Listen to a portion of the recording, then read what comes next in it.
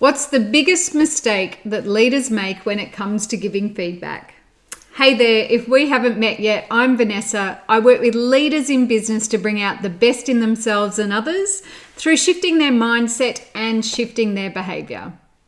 Recently, I was asked by somebody when it comes to their biggest frustration of leading people, they were asking, how do I help people become more accountable? And clearly, one of the ways that we do that is through providing feedback around when people are doing the right thing and also around people who aren't doing the right thing. But what I find is sometimes we give feedback and it just bombs. Has that ever happened to you? I remember back when I was leading people I had to give feedback to a team member.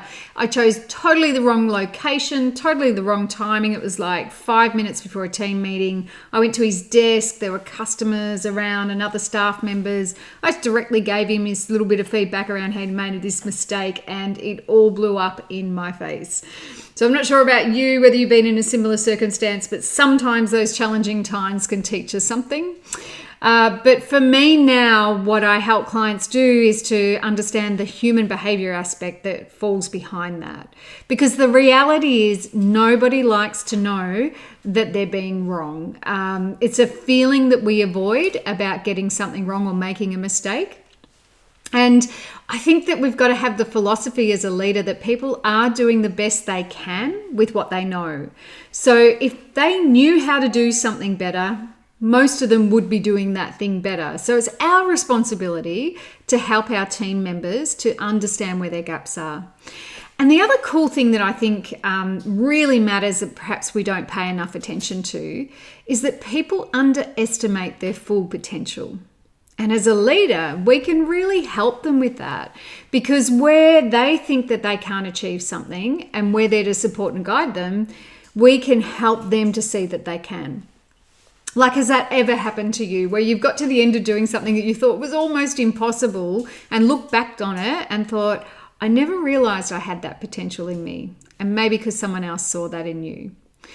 So if the biggest mistake we make as leaders is telling people how they get things wrong and leaving it at that, what do we need to do to make it better? Well, here's my top 3 tips. So the first thing is we need to point out what it is that they can do to get it better and give them an expectation around what it is we want them to achieve. So we've got to be really clear about what the outcome is for them. Number 2, speaking of outcomes, is to help them see how their actions align to the outcome that we're here to achieve. And even better if we can help them understand what it is that they've done that's not in alignment or what they can do better to be in alignment. So I think they need to be involved in that process around understanding that. So we can ask some really great questions to get them there.